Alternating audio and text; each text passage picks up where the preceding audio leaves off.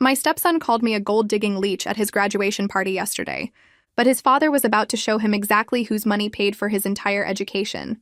When I married Robert 5 years ago, his son Tyler was 17 and finishing high school. Robert told me Tyler was protective of his dad's finances since his mother had left them in debt. I understood and tried to give Tyler space to adjust. Robert worked as a regional manager for a hardware store chain. Good, stable job, but nothing fancy. I worked in tech consulting, which Tyler assumed meant answering phones somewhere. He never asked for details and I never corrected him. The comments started immediately. Tyler would visit from college and inspect our house like he was taking inventory. Nice new couch. Dad must be doing well. Expensive-looking kitchen renovation. Hope you're not spending all Dad's savings. Robert would just change the subject. He'd asked me to be patient with Tyler. Said he'd come around eventually. Tyler got worse over time. When we went out to dinner, he'd loudly tell the waiter to give his dad the check because she doesn't contribute anything. When Robert bought me birthday presents, Tyler would calculate their value and text his dad about being careful with money. When we took a vacation to Hawaii, Tyler called it financial irresponsibility and accused me of manipulating his father into wasting money. Last month, Tyler graduated from the state university with a computer science degree. Robert wanted to throw him a big party. I handled all the planning, hired caterers, rented a venue, and invited 70 people. Tyler thanked his father for the expensive party in front of everyone. Didn't acknowledge me at all. During the toasts, Tyler's uncle mentioned how proud Robert must be, paying for college entirely so Tyler graduated debt-free. Tyler raised his glass. To my dad, who sacrificed everything despite having a mooching dependent at home. Several people gasped. Robert stood up. Tyler, apologize to your stepmother immediately. Tyler laughed. Why? Everyone knows she's a gold digger. She probably pushed for this expensive party to make you look good while she does nothing. 4 years of college, rent, food, books, and she just sat at home spending your money. Robert's face was turning red. Tyler, you need to understand something. Tyler kept going. I've watched her leech off you for 5 years. Designer clothes, fancy car, acting like she earned any of it. At least Mom worked part-time. This one just attached herself to your wallet. That's when Robert pulled out his phone. He opened his banking app. Tyler, this is my salary. $58,000 a year. Decent money, but let's look at the expenses for your college. He started scrolling. Tuition, $30,000 per year. Rent, $12,000. Meal plan, $5,000. Books and supplies, $3,000. That's $50,000 a year just for your education. Tyler shifted uncomfortably. So, this is our household income. $420,000 last year. The room went completely silent. Tyler's mouth fell open. What? Your stepmother is the senior director of cloud architecture at her firm. She makes 7 times what I make. She paid for your entire education. Every single penny. Robert kept going. This house we live in, she bought it before we got married. The renovation, her year-end bonus, the Hawaii vacation, she surprised me for our anniversary. My car, she bought it when mine broke down. Tyler was stammering. But she never said anything. I finally spoke. You never asked. You assumed I was nothing and treated me like trash for 5 years. Robert pulled up more records. The graduation party you're enjoying? She paid for everything. The laptop you're using for your new job? She bought it. The suit you're wearing? She took you shopping last month and you thanked me for it when she paid. Tyler's girlfriend whispered something and started gathering her things to leave. Robert wasn't finished. You know what I contribute? I buy groceries and pay for my own golf membership. Your stepmother covers literally everything else. She even set up a trust fund for you that you were going to receive at 25. Was going to. Tyler went pale. Was? Robert didn't hesitate. He pulled up another screen on his phone and turned it toward Tyler. The trust fund account showed a balance of $250,000. Tyler's eyes went wide as he stared at the numbers. Robert swiped to another document. The terms were right there in legal language. Full access at age 25. But there was a clause about behavioral conditions and family respect. Tyler reached for the phone, but Robert pulled it back. The room stayed dead silent. I could hear someone's heel clicking on the floor as they shifted their weight. Tyler's girlfriend picked up her purse and walked straight to the exit without looking back at him. She didn't say goodbye to anyone, just pushed through the door and was gone. Tyler watched her leave and his face went from pale to gray. His uncle stepped forward and crossed his arms. The question came out sharp and direct. How could Tyler live in my house for 5 whole years and never once ask what I actually do for work? Tyler opened his mouth, but nothing came out. His uncle shook his head and walked away to get his coat. Other guests started moving. They grabbed their jackets from chairs. Someone picked up their gift bag from the table. A woman I recognized from Robert's office touched my arm as she passed and whispered that she was sorry. Another guest stopped to shake Robert's hand and congratulated Tyler in this weird, tight voice before rushing out. Within 10 minutes, half the party had cleared out. People were making up excuses about early mornings and long drives. Tyler stood there in the middle of the room watching everyone leave. His hands hung at his sides. He kept looking at the door his girlfriend had gone through. Then he'd look at me. Then at his father. Then back at the door. I stayed in my chair. The caterers started quietly packing up food in the corner. The venue felt huge and empty, even with 30 people still there. I watched Tyler's world fall apart around him and felt nothing. No satisfaction, no anger.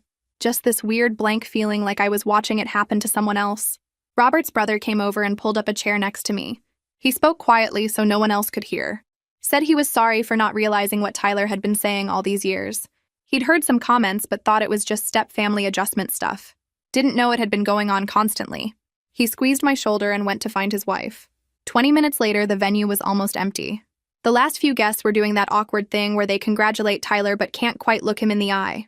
An older couple I didn't know well stopped by our table. Told Tyler they were proud of his degree. Told Robert it was a nice party. Looked at me like they wanted to say something but couldn't figure out what. Then they left too. Tyler walked over to the gift table. All the presents were still sitting there in their nice wrapping paper. The laptop box I'd bought him sat on top. He stared at it for a long time. Picked it up. Put it down. Picked it up again. His hands were shaking. The caterers finished packing and asked Robert where to send the final invoice. Robert started to answer, but I cut in and gave them my business card. They nodded and left. The venue manager came out and asked if we needed more time. Robert said no. We'd be out in 15 minutes. Tyler tried to walk toward me. I held up my hand. Didn't say anything. Just held it up like a stop sign. He froze. I stood up and walked past him to the exit. Grabbed my coat. Headed for the car. Robert caught up with me in the parking lot. Asked if I wanted him to drive. I said no. Got in my car. He got in the passenger seat. Tyler came out carrying some of the gifts. Loaded them into Robert's car. We all drove home separately, even though we'd come together. At the house, I went straight to our bedroom. Closed the door. Sat on the edge of the bed. Robert came in a few minutes later. He closed the door behind him and just stood there. Then he sat down next to me on the bed. The mattress dipped under his weight. He put his head in his hands. Said he should have shut down Tyler's comments years ago. Should have made him apologize the first time. Should have protected me instead of asking me to be patient. I looked at him. Told him that patience became enabling. His son spent 5 years publicly attacking me while I paid for his entire life. Robert looked crushed, but I was too angry to care right then. Too tired. 5 years of biting my tongue and it all came up at once. I stood up. Told Robert I needed space. Walked down the hall to the guest room.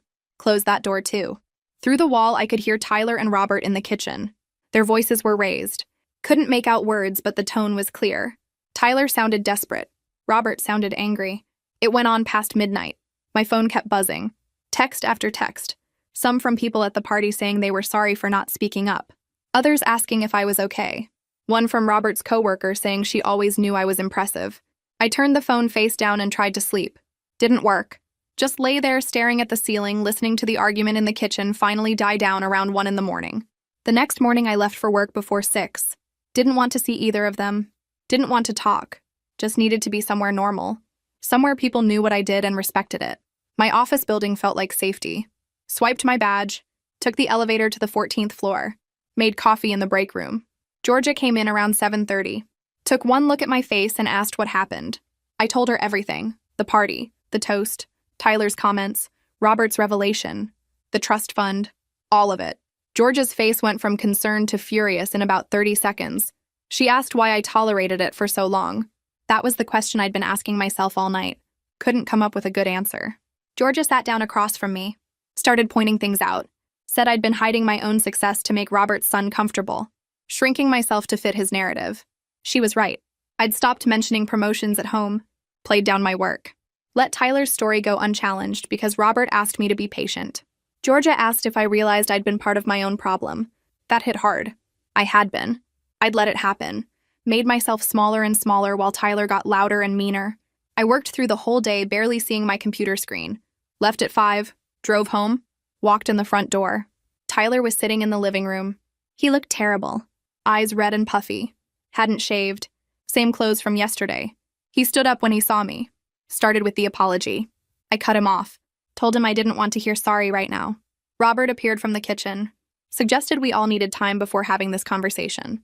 Tyler ignored him, started talking fast, said his mother always told him Robert's money problems were because he was too generous, too soft, let people take advantage. So Tyler thought he was protecting his dad.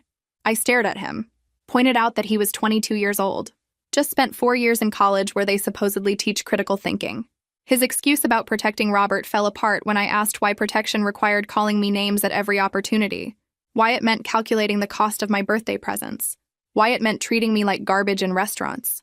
Tyler's mouth opened and closed. No answer came out.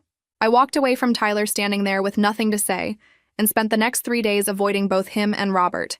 My phone kept buzzing with texts from Tyler that I deleted without reading. Robert tried to talk to me twice, but I told him I needed space to think. On the 4th day, Robert's phone rang during breakfast, and I could tell from his face something was wrong. He answered and listened for a long time without saying much. When he hung up, he looked at me and said that was Bernard, Tyler's roommate from college. Bernard wanted Robert to know he was disappointed in how Tyler treated me. Apparently, Tyler had complained about me constantly at the school, calling me a gold digger to anyone who would listen.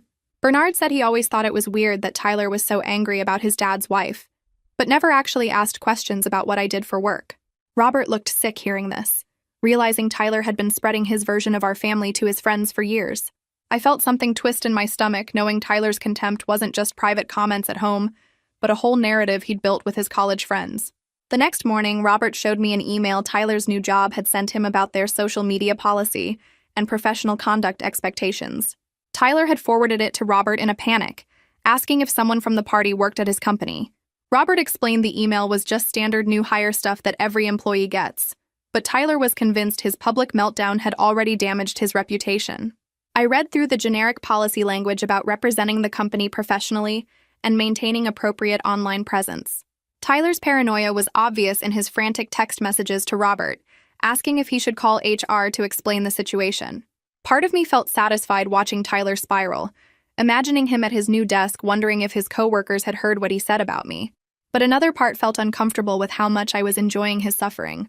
I caught myself checking his ex-girlfriend's social media to see if she'd posted anything else, which made me realize I was becoming obsessed with watching his life fall apart. I needed to focus on something I could control, so I threw myself into work. My team was leading a cloud migration for a Fortune 500 client, moving their entire infrastructure to a new platform. The project required 14-hour days and constant problem-solving, which was exactly what I needed. I stopped leaving work at 5 and started staying until 8 or 9, losing myself in technical challenges that had clear solutions. Christian, my boss, noticed after about a week. He stopped by my desk one evening when most people had gone home and asked if everything was okay. I gave him the short version about my stepson's graduation party and the confrontation. Christian listened without interrupting, then told me to take whatever time I needed, but I explained that working actually helped. Being at the office made me feel competent and valued in a way I hadn't felt at home in years. Christian nodded and said my door was always open if I needed to talk, then left me to my migration planning. The next day, Robert suggested we have family dinner with Tyler. I was at my computer working on capacity planning when he brought it up. I turned around and told him I wasn't ready to sit at a table with Tyler until I'd processed my own anger. Robert looked hurt, but I kept going, explaining that his son didn't get access to me just because he was scared of consequences now.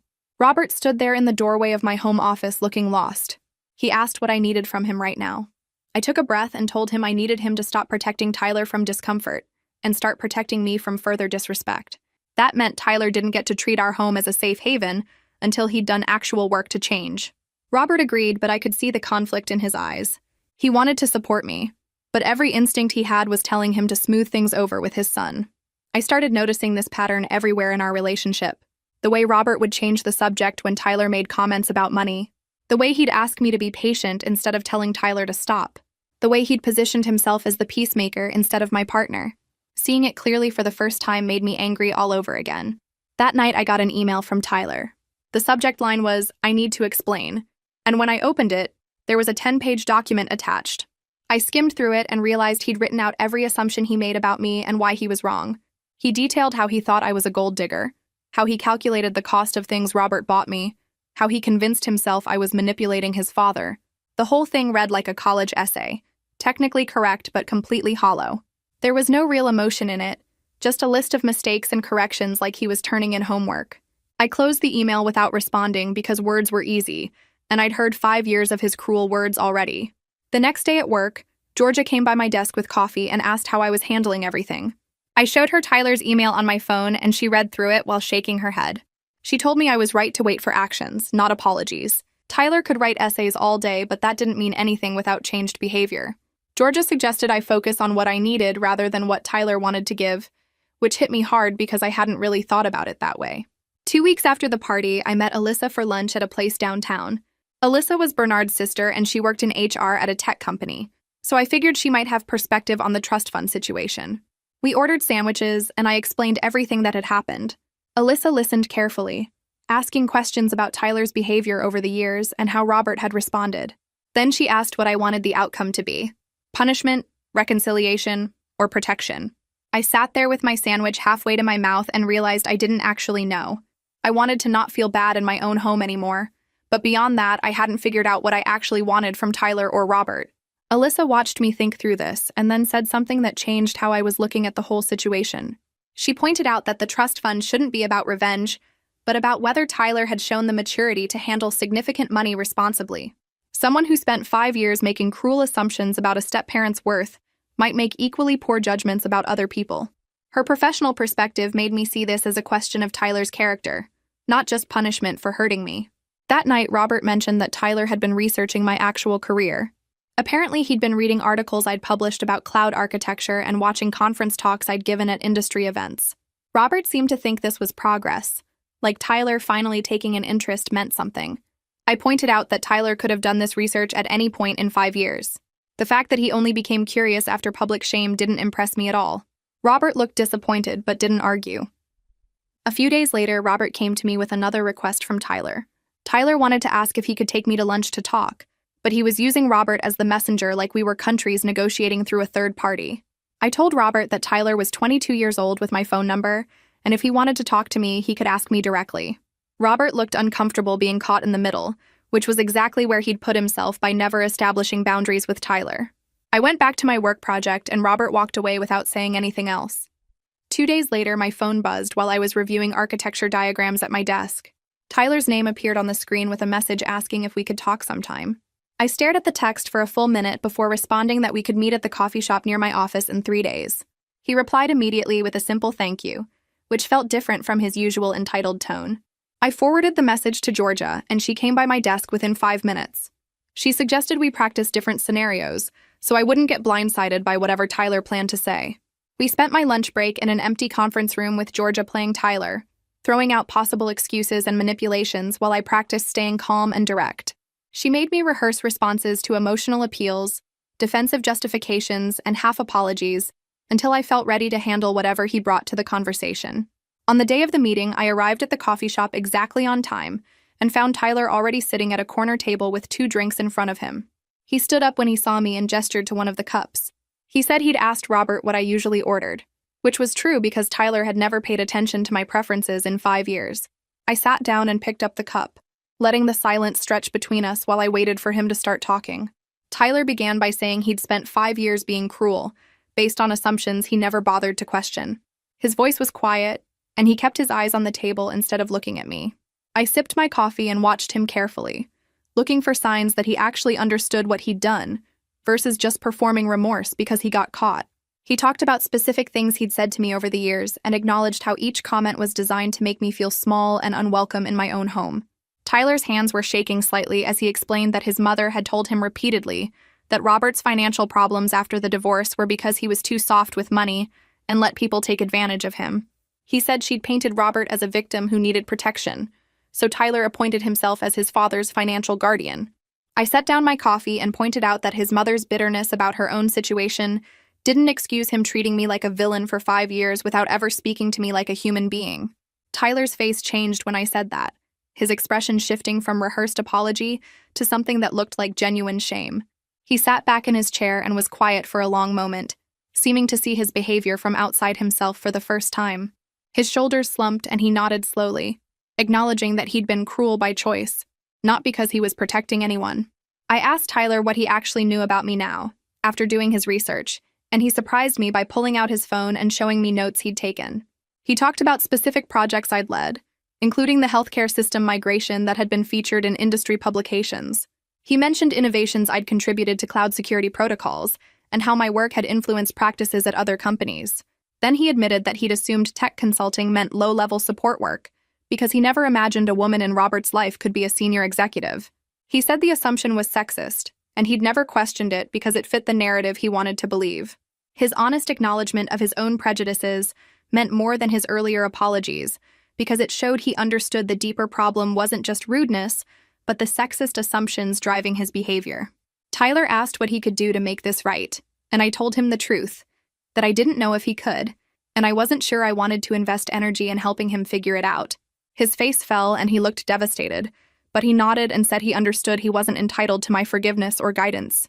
I finished my coffee and stood up, feeling slightly less angry than I had been, but no more certain about whether our relationship could be repaired.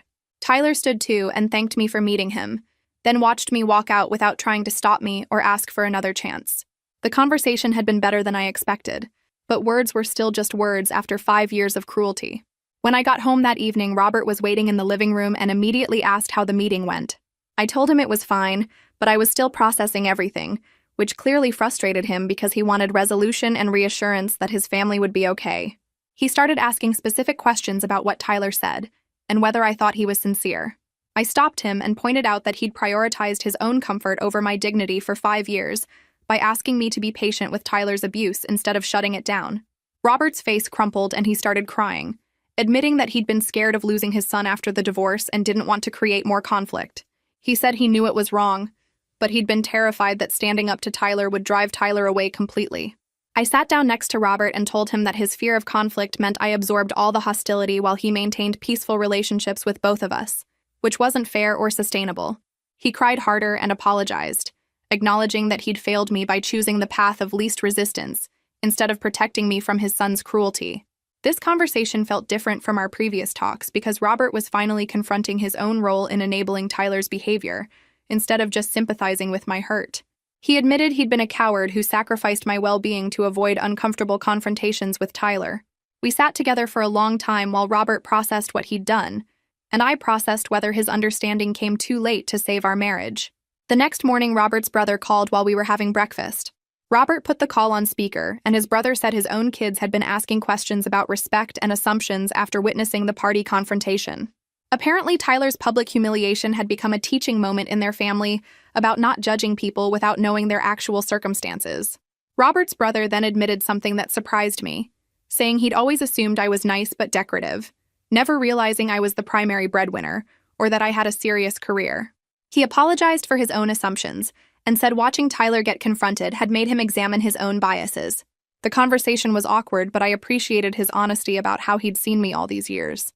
3 weeks later, I flew to Seattle for a major industry conference where I was speaking on a panel about women in tech leadership.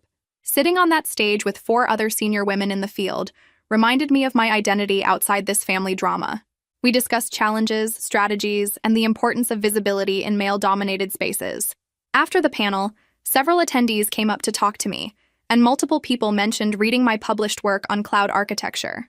One woman in her 30s thanked me specifically for being visible in the field because it helped her believe she could reach senior leadership too. The experience reminded me how much I'd been defining myself by Tyler's contempt instead of my actual accomplishments. I'd let his narrow view of me shrink my sense of my own worth and achievements. When I returned from Seattle 2 days later, I found a card on the kitchen counter with my name written on the envelope in handwriting I didn't recognize at first. Inside was a note from Tyler thanking me specifically for funding his education and acknowledging that he'd never once expressed gratitude to me directly in 5 years. The note was longer than I expected, detailing the costs I'd covered and what those expenses had meant for his ability to graduate debt-free. Attached to the card was a check for $5,000 with a message saying he knew it was a tiny fraction of what I'd spent, but he wanted to start paying me back from his new job salary. The gesture surprised me because it cost him something real and tangible, rather than just being empty words. I set the card on the counter and stared at it for a while, trying to figure out what I felt about Tyler's attempt to make material amends for years of emotional cruelty. I didn't respond to the check or card for 2 days, letting them sit on the counter while I figured out what they meant to me. Robert noticed but didn't push. which I appreciated because I needed space to sort through my own feelings without his input. On the third day, I deposited the check and texted Tyler a simple thank you, nothing more. The gesture had been real and cost him something, but I wasn't ready to pretend $5,000 erased 5 years of cruelty. Robert came home from work that evening and found me staring at my laptop in the kitchen. Not really working, but not really doing anything else either. He sat down across from me and started talking about Tyler, telling me his son had been asking questions about us lately. Tyler wanted to know how we met, what our first date was like, why I agreed to marry Robert when I made so much more money than him. Robert's voice got quiet when he told me what he'd said to Tyler, that I loved him and money had never been the basis of our relationship. I felt something shift in my chest hearing Robert defend what we had to his son, but the feeling came with anger attached to it. I closed my laptop and looked at Robert directly, asking him why it took 5 years and a public explosion for him to say these things to Tyler. Robert's face fell and he admitted he didn't have a good answer, just that he'd been hoping Tyler would figure it out on his own eventually. The excuse felt weak and we both knew it, but at least Robert wasn't trying to justify his failure anymore. He reached across the table for my hand and I let him take it, not pulling away but not squeezing back either. 3 days later, I met Georgia and her wife at their favorite restaurant downtown, grateful for an evening away from the heaviness that had settled over my house. We ordered wine and appetizers, falling into easy conversation about work projects and weekend plans before Georgia's wife asked the question I'd been avoiding. She wanted to know if I was thinking about leaving Robert over everything that had happened with Tyler. The question hit me sideways because I hadn't let myself frame it that clearly, but sitting there with my wine glass halfway to my mouth, I realized that's exactly what I'd been doing. I'd been running calculations in my head for weeks, weighing whether Robert's love justified 5 years of watching his son treat me like garbage while Robert asked me to be patient. Georgia watched my face and said gently that I seemed to be waiting for Robert to prove something, and I needed to figure out what that proof actually looked like. Her wife added that no amount of apologizing would matter if I'd already decided the relationship was broken beyond repair, which made me set down my wine glass with shaking hands. I told them I didn't know if I'd made that decision yet, but I was tired of feeling like a guest in my own marriage, always accommodating Robert's son and Robert's guilt and Robert's need for family peace. Georgia reached across the table and squeezed my hand, telling me that whatever I decided, she'd support me completely. We finished dinner talking about lighter things, but the question stayed with me through the drive home, sitting in my passenger seat like an uninvited companion. I found Robert in the living room watching television when I got back, and instead of going upstairs like I'd planned, I sat down next to him and turned off the TV. Robert looked startled but didn't protest, just waited for me to speak while his hands twisted together in his lap. I told him I'd been questioning our marriage because his failure to protect me from Tyler had made me feel like a second-class member of my own household, and I wasn't sure I could get past that feeling. Robert's face went pale and his eyes filled with tears, but he didn't interrupt or try to explain away what I was saying. He asked what he could do now to show me I was his priority, his voice breaking on the last word. I told him I needed to see steady action over time, not big gestures or dramatic promises, just him maintaining boundaries with Tyler even when it was hard and uncomfortable. Robert nodded and wiped his eyes, asking if I still loved him despite everything that had happened. I looked at my husband sitting there crying and told him honestly that I didn't know, which made him cry harder, but he accepted it without argument. We sat together in silence for a long time after that, both of us processing what our marriage had become and whether we could build something better from the wreckage. My phone buzzed the next morning while I was getting ready for work, a text from Tyler with a photo attached.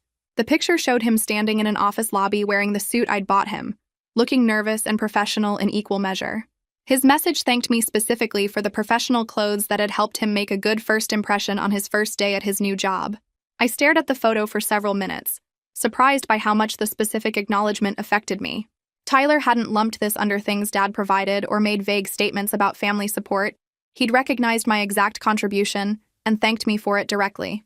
I saved the photo but didn't respond right away, needing time to figure out whether this was genuine change or just Tyler being strategic about getting his trust fund back. Robert came into the bedroom while I was still holding my phone and asked if everything was okay. I showed him Tyler's message and Robert smiled, saying his son was really trying to understand what he'd done wrong. I told Robert that trying wasn't the same as succeeding, and Tyler had a long way to go before I'd trust his motivations. Robert's smile faded, but he nodded, accepting my caution without trying to talk me out of it. That evening, Robert suggested we try couples therapy to work through the trust issues that had developed between us, and I agreed immediately because I wanted our marriage to survive, but had no idea how to fix what felt broken. We found a therapist who had an opening the following week and spent the drive to our first appointment in tense silence, both of us nervous about what we might discover. The therapist was a woman in her 50s who asked us to each identify what we needed from the other person moving forward. Robert said he needed to know I still loved him despite his failures, his voice shaking as he spoke. I said I needed to know he'd choose me even when it cost him something with Tyler, that I needed to see him prioritize my well-being over his son's comfort. The therapist wrote notes and asked follow-up questions, digging into the patterns we'd established over 5 years and why those patterns had felt acceptable at the time. Robert admitted he'd been terrified of losing Tyler after the divorce and had sacrificed my comfort to keep his son close. I admitted I'd let it happen because I'd been trying to prove I was worth keeping around, which sounded pathetic when I said it out loud. The therapist pointed out that we'd both been operating from fear rather than trust, and we needed to rebuild our foundation before we could address the damage Tyler had caused. We left that first session exhausted and raw, but Robert reached for my hand in the parking lot and I didn't pull away. Our second therapy session the following week went deeper into my own behavior patterns, and I found myself admitting things I'd barely acknowledged to myself. I told the therapist I'd been financially supporting our household as a way to prove my worth, basically trying to earn Tyler's respect through money since he clearly valued financial contribution above everything else. The therapist looked at me with kind eyes and said I'd been operating from Tyler's value system instead of my own, letting his contempt define my role in the family. The observation hit me like a physical blow because she was completely right. I'd spent 5 years trying to prove something to a kid who'd decided I was worthless before we even met, and in doing so, I'd made his opinion matter more than my own sense of self. Robert squeezed my hand and said he'd never wanted me to feel like I had to earn my place in our family, which made me laugh bitterly because his actions had communicated exactly that message. The therapist asked what I would have done differently if I hadn't been trying to prove anything to Tyler, and I realized I had no idea who I would have been in this marriage without that pressure. We ended the session with homework assignments about identifying our core values separate from each other's expectations, which felt both terrifying and necessary. Tyler texted me a few days later, asking if he could come by the house to pick up some items he'd left in his old room, and I told him yes, but made clear I'd be home when he came. He arrived on Saturday morning looking nervous, knocking on the door of the house I owned like he was a stranger asking permission to enter. I let him in and watched as he carefully asked if he could go upstairs, thanking me for letting him visit. The overly polite behavior felt fake at first, like he was performing respect rather than feeling it, but I reminded myself that practiced behavior sometimes becomes real over time. Tyler went upstairs and I followed, not willing to let him roam through my house unsupervised after years of him treating it like his father's property. He packed his things quietly, asking before he opened drawers or moved items, showing a level of consideration he'd never demonstrated before. I sat on the edge of his old bed watching him work, trying to figure out if this carefulness came from genuine respect or just fear of losing his trust fund. Tyler glanced at me a few times but didn't try to make conversation, just focused on gathering his belongings and putting them in boxes. Tyler found an old photo album under some textbooks and paused, looking at it with an expression I couldn't quite read. He asked if he could look through it and I said yes, curious about what memories he was chasing. Tyler sat down on the floor and opened the album and I moved to sit next to him as he started pointing out pictures of his mother. He talked about how angry she'd been after the divorce, how that anger had colored everything about his childhood and shaped how he viewed his father's relationships. Tyler admitted he'd been prepared to hate me before we even met, primed by his mother's bitterness to see any woman in Robert's life as a threat. I listened without interrupting, letting him talk through the foundation of his hostility, even though none of it excused his behavior. Tyler showed me a picture of his mother at his 8th birthday party, her smile tight and forced, and said she'd spent the whole event complaining about Robert's irresponsibility with money. He'd internalized that narrative and carried it with him into our family, never questioning whether his mother's version of events was accurate or fair. Tyler turned more pages and stopped at a photo of himself at his high school graduation, cap and gown, and forced smile. He told me his mother had spent that entire ceremony sitting next to him complaining about how Robert's new girlfriend was ruining their family, poisoning what should have been a celebration with her ongoing bitterness. Tyler said he'd arrived at college already hating me based entirely on his mother's stories, and he'd never once questioned whether that hatred was justified. I looked at the photo of 17-year-old Tyler and pointed out that he'd had 4 years of higher education to develop critical thinking skills, but he'd chosen to maintain his prejudice instead of examining it. Tyler flinched at my words but didn't argue, just closed the photo album and set it aside. He said he knew he couldn't blame his mother for his own choices, that he'd been an adult for years and should have known better. The acknowledgement felt more honest than his earlier apologies, less about making me feel better and more about him confronting his own failures. Tyler finished packing his boxes and carried them downstairs, and I followed him to the front door expecting him to leave. Instead, he set down the boxes and turned to face me, his hands shoved in his pockets and his eyes on the floor. He asked if there was any chance the trust fund might be put back in place, and I appreciated that he was being direct, rather than trying to manipulate Robert into asking for him. I told him honestly that I didn't know, that it depended on whether he showed real change over months, rather than just weeks of good behavior. Tyler nodded and said he understood, accepting my answer without trying to negotiate or make promises. He thanked me for even considering it and picked up his boxes, heading out to his car without asking for help. I watched him load everything into his trunk and drive away, then went back inside and sat on the couch trying to figure out what I felt about Tyler's visit. The maturity he'd shown was more than I'd seen from him in 5 years, but I couldn't tell yet if it was genuine growth or just him being smart enough to play a longer game. The next week, Robert and I sat in our therapist's office and she asked Robert directly what was holding him back from maintaining stronger boundaries with Tyler. Robert stared at his hands for a long time before answering, and when he finally spoke, his voice was shaking. He said he'd been scared that choosing me over Tyler would make him a bad father, that protecting me from Tyler's behavior felt like abandoning his son when Tyler needed him most. The therapist leaned forward and asked Robert to consider whether protecting me from abuse and holding Tyler accountable might actually make him a better father by teaching Tyler about respect and real consequences. Robert started crying, actually crying in a way I'd never seen before, and said he'd spent 5 years trying to keep everyone comfortable instead of doing what was right. He looked at me with tears running down his face and promised he'd maintain boundaries even when Tyler pushed back, that he wouldn't let his fear of being a bad father turn him into a bad husband. I reached over and took his hand, because this was the breakthrough we'd needed for months. The therapist spent the rest of the session helping Robert develop specific strategies for maintaining those boundaries, and I felt something shift in our relationship, like we were finally on the same team instead of Robert trying to balance between two sides. 2 weeks later, Christian Meyer called me into his office at work, and I thought it was about the cloud migration project I'd been leading. Instead, he closed the door and told me the executive team had been reviewing performance across all departments, and they wanted to promote me to VP of Cloud Architecture. I just sat there for a second processing what he'd said because VP was a huge jump from Senior Director. Christian explained that I'd earned it through my technical leadership on major projects and my strategic vision for the company's cloud infrastructure going forward. The promotion came with a significant raise and way more visibility in the industry, speaking at conferences and representing the company at high-level meetings. I thanked him and tried to sound professional, but inside I was celebrating because this was recognition I'd worked toward for years. Christian shook my hand and said the announcement would go out to the company next week, then asked if I wanted to grab coffee to discuss my new responsibilities. We spent an hour talking about the expanded role and what it would mean for my team, and I drove home feeling proud of what I'd accomplished through my own work and expertise. When I told Robert about the promotion that evening, he was genuinely proud and suggested we go out to celebrate with a nice dinner. He hugged me and said I deserved the recognition after all the late nights and complex projects I'd managed. We talked about what the new role would involve, and he listened attentively, asking good questions about my expanded responsibilities. But as the evening went on, I noticed he hadn't mentioned telling Tyler about my promotion, and that absence felt significant. I let it sit for a while, not wanting to immediately assume the worst, but the silence around Tyler started to bother me more as the night continued.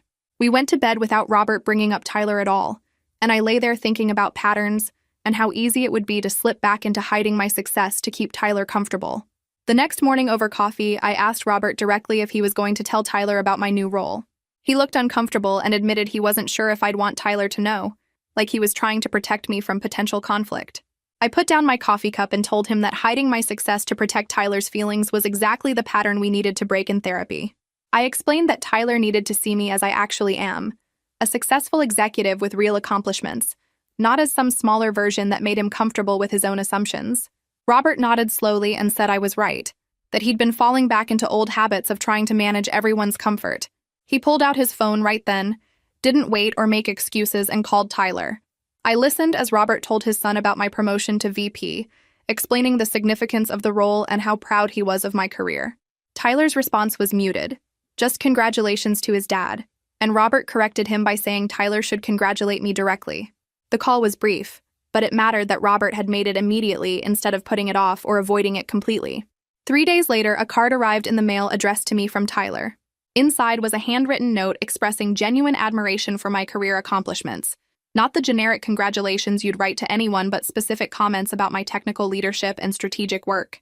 He'd included a printout of an article about my work that he must have found online, with sections highlighted in yellow where I discussed mentoring younger professionals in tech. The gesture surprised me because it showed actual effort and attention to who I really was, rather than who he'd assumed I was for 5 years. I read through the highlighted sections and saw myself through Tyler's eyes for maybe the first time, seeing what he was learning about my actual expertise and influence in my field. The card sat on the kitchen counter for days, and I kept looking at it, trying to figure out if this was genuine interest or just Tyler being smart about repairing the relationship. Robert noticed me reading it multiple times and pointed out that Tyler had never shown interest in anyone's work before, not even his own mother's part-time job or Robert's management role. 2 months after the party confrontation, Tyler sent me a text asking if he could take Robert and me to dinner to celebrate my promotion, offering to pay for the meal himself. The gesture showed initiative because he'd reached out directly instead of going through Robert, and he was offering to contribute financially, instead of assuming we'd cover everything.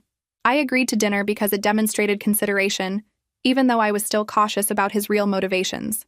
We met at a nice Italian place downtown, and Tyler was already there when we arrived, wearing a button-down shirt and looking nervous. He stood up when we approached the table and pulled out my chair before sitting back down, small courtesies I'd never seen from him before. During dinner, Tyler asked me thoughtful questions about my new role as VP, wanting to know about the challenges of leading a large technical team and how I'd built my career in a male-dominated field. He listened attentively when I answered, following up with more questions that showed he was actually processing what I said, instead of just waiting to talk. Robert watched our interaction with visible relief, probably grateful that his son was finally treating me like a person whose work mattered. Tyler told stories about his own new job and the learning curve he was experiencing, framing himself as someone still figuring things out, rather than pretending to know everything. Halfway through dinner, Tyler mentioned that his coworkers had been discussing imposter syndrome at lunch that week, the feeling that you don't really deserve your position, and someone will figure out you're a fraud. He admitted he'd been experiencing it constantly at his new job, worried that he wasn't actually good enough, and had only been hired because his degree looked good on paper. Then he paused and made a connection I wasn't expecting. Tyler said he realized he'd been projecting that same assumption onto me, deciding I didn't deserve my success because he couldn't imagine earning it himself. The self-awareness in his observation surprised me, because it wasn't just another apology, but actual insight into his own psychology. He explained that assuming I was a gold digger had been easier than confronting his own insecurities about worth and achievement, that tearing me down had made him feel more secure in his own position. I sat there processing this connection between his imposter syndrome and his treatment of me, recognizing that it felt like genuine understanding, rather than something practiced or calculated. Robert reached under the table and squeezed my hand, probably thinking the same thing I was about whether Tyler had finally done real internal work. After dinner, Tyler asked if he could start visiting for family dinners once a week, acknowledging that he needed to rebuild our relationship through consistent presence rather than isolated gestures. I appreciated that he was framing it as his responsibility to show up regularly, instead of expecting us to welcome him back immediately. I told him we could try weekly dinners with the clear understanding that any disrespectful behavior would end the arrangement immediately. No second chances or working through it in the moment. Tyler accepted these terms without trying to negotiate or push back, just nodded and said he understood he was earning back trust, rather than demanding it as his right. We set up Thursday evenings as the regular time, and Tyler promised to let us know in advance if he couldn't make it, treating the commitment like something important rather than casual family obligation. Robert looked happier than I'd seen him in months, probably relieved that his son and wife might actually build a real relationship, instead of the hostile standoff we'd maintained for years. The first few Thursday dinners were awkward, with Tyler clearly monitoring his own behavior and asking permission before assuming anything. He'd ask if he could help in the kitchen, or whether it was okay to grab a drink from the fridge, treating our home like a space where he needed to respect boundaries, instead of somewhere he automatically belonged. Tyler started bringing groceries when he came over, showing up with ingredients to cook meals for us instead of expecting to be fed. Robert mentioned privately that Tyler had never cooked for anyone before, that even at college he'd lived on takeout and dining hall food rather than learning to prepare actual meals. I watched Tyler in our kitchen following recipe instructions on his phone and asking questions about cooking techniques, putting in effort to contribute something tangible. During these dinners, Tyler asked me about my day at work and actually listened to the answers, showing genuine interest in the projects I was managing and the challenges of leading a large technical team. He'd follow up on things I'd mentioned the previous week, demonstrating that he was paying attention and retaining information about my life and work. 3 months after the confrontation, Bernard called Robert and mentioned something Tyler had asked him to share. Bernard said Tyler had been in therapy for the past 2 months working specifically on his assumptions about women and money, unpacking the beliefs his mother had taught him and examining his own biases. Tyler had asked Bernard to tell us about the therapy because he didn't want to use it as a manipulation tactic by announcing it himself, but he wanted us to know he was doing internal work beyond just changing his behavior around us. The indirect communication through Bernard felt more genuine than if Tyler had told us directly about therapy, like he understood that real change required humility rather than credit-seeking. Robert told me about the conversation that evening, and I could see he was hopeful about Tyler's progress, wanting to believe his son was finally growing up and taking responsibility.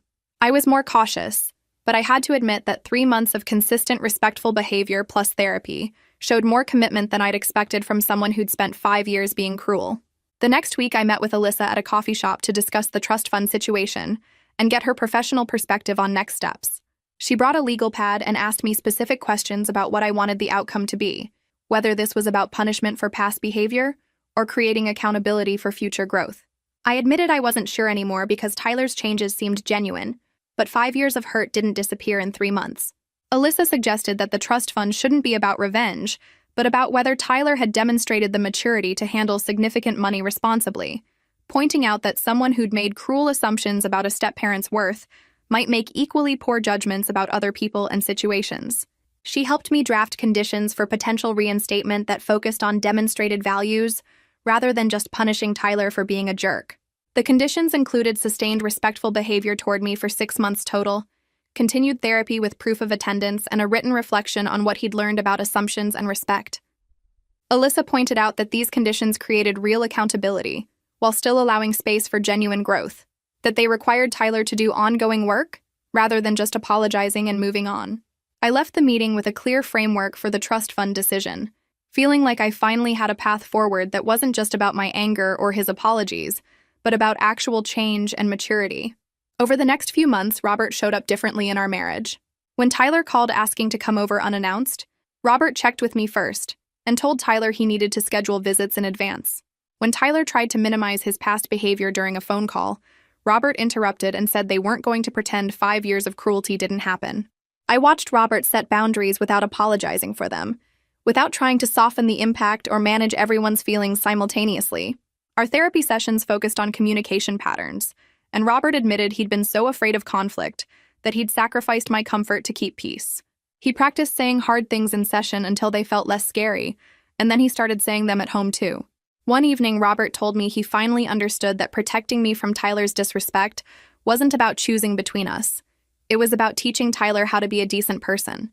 Our relationship felt different now, like we were actually partners instead of him being a mediator between me and his son. The following week, I asked Tyler and Robert to meet me at our house for a formal conversation about the trust fund.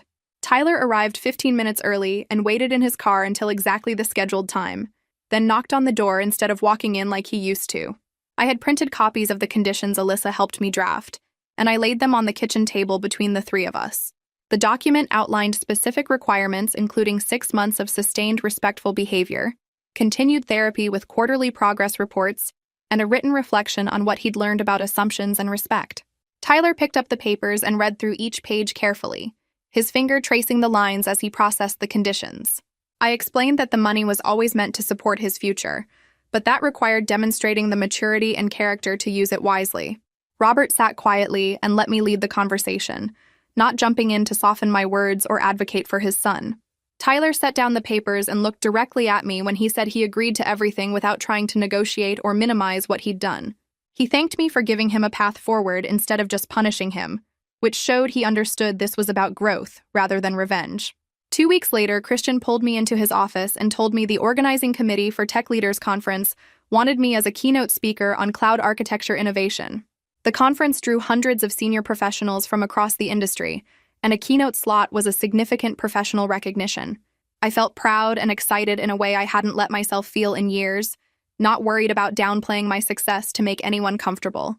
That evening at dinner, I mentioned the conference invitation, and Tyler immediately asked if he could attend to watch my presentation. His request caught me off guard because it meant taking time off his new job and paying for conference registration.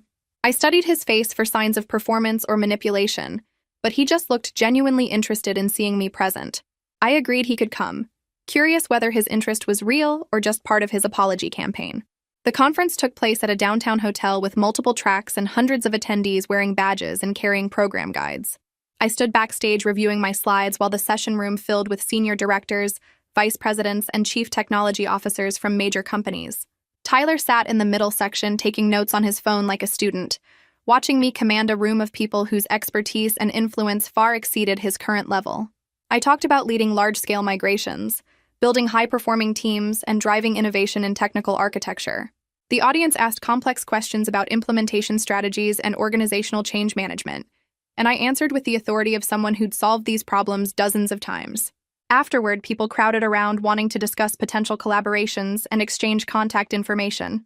Tyler waited near the back of the room and didn't try to interrupt or insert himself into my professional conversations. When the networking finally cleared, he approached me and said he had no idea about the scope of my influence in the industry. He looked embarrassed when he admitted that he'd spent 5 years assuming I was nothing, while I was actually someone hundreds of professionals respected and sought advice from. Tyler showed me the notes he'd taken during my keynote, which included questions about technical concepts and observations about my leadership approach. He asked if I would be willing to mentor him occasionally as he navigated his early career, acknowledging that he'd dismissed years of potential guidance by treating me with contempt. The request felt significant because it meant regularly admitting he had something to learn from me. I agreed to monthly coffee meetings where he could ask for professional advice, establishing a new relationship based on mutual respect instead of his assumptions about my worth. 5 months after the graduation party, Tyler completed his therapy requirements and wrote a 10-page reflection on what he'd learned. The document arrived by email with a note saying he wanted me to read it before our next meeting. I opened the attachment and started reading his analysis of how assumptions and sexism had shaped his view of women's success. Tyler detailed specific moments when he'd chosen cruelty over curiosity, like the time he'd calculated the cost of my birthday gift and texted his father instead of considering why the gift made me happy. He wrote about his mother's bitterness after the divorce, and how her constant complaints about Robert's new girlfriend poisoned his ability to see me as a real person. The reflection was honest and uncomfortable, acknowledging that he'd been actively mean rather than just passively dismissive. I read through it twice, moved by his genuine reckoning with his own behavior and the patterns that had enabled it. That evening, Robert and I discussed the trust fund decision in our bedroom while Tyler waited downstairs. Robert told me he would support whatever I chose but hoped I'd consider partial reinstatement with ongoing conditions. I appreciated that he wasn't pressuring me toward forgiveness or using his own feelings to influence my decision. We agreed that Tyler had shown sustained change over 5 months through consistent actions rather than just words. The therapy completion and written reflection demonstrated real work on himself, not just surface-level behavioral changes designed to get access to money. Robert said he was proud of Tyler for doing the hard internal work, but he was more proud of me for maintaining boundaries that forced Tyler to actually grow. The next day, I met Tyler at the same coffee shop where we'd talked months earlier. He ordered my drink again and waited nervously while I organized my thoughts.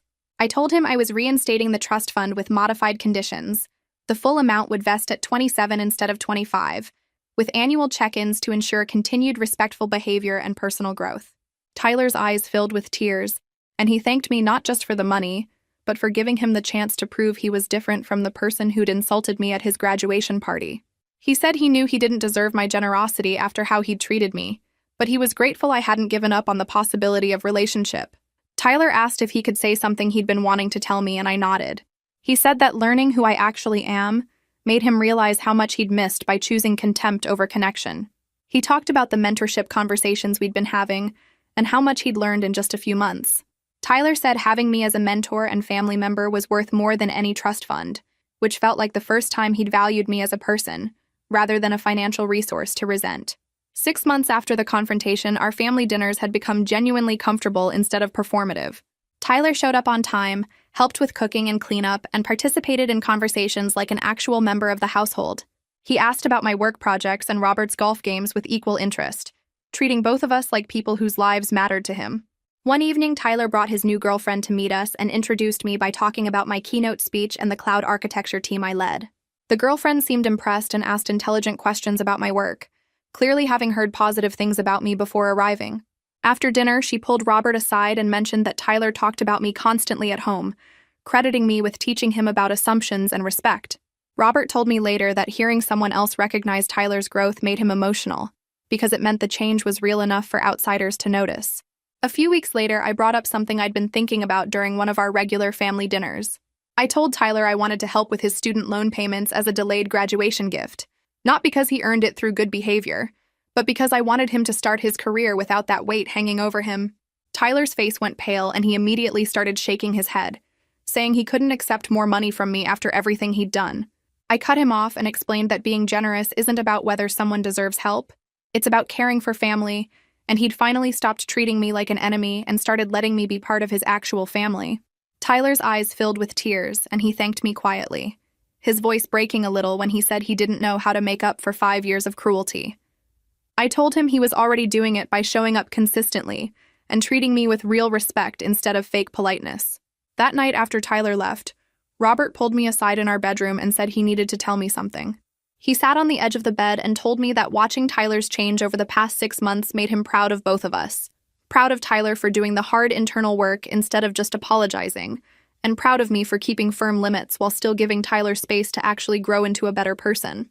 Robert said our marriage felt stronger now than it had in years, because we'd finally dealt with the problems head-on, instead of pretending that patience and time would magically fix everything. I agreed and told him I felt genuinely hopeful about our family's future in a way I couldn't have imagined 6 months ago, when Tyler called me a leech in front of 70 people. 3 months later, we celebrated Tyler's 23rd birthday at a nice restaurant downtown, and halfway through dinner, Tyler stood up with his glass and asked if he could say something. He thanked Robert for being a great father who taught him about integrity, even when Tyler wasn't ready to listen. Then Tyler turned to me and said he wanted to thank me specifically for paying for his entire education, for supporting his career development with mentorship and advice, and for teaching him that respect gets earned through steady action over time, not demanded just because of family relationships. The other diners didn't need to hear our personal business, but I was glad Tyler chose to publicly acknowledge what he'd publicly denied for 5 years. Our family wasn't perfect and probably never would be, but it was finally built on honesty and mutual respect, instead of assumptions and resentment, which felt like the foundation we should have started with from the very beginning.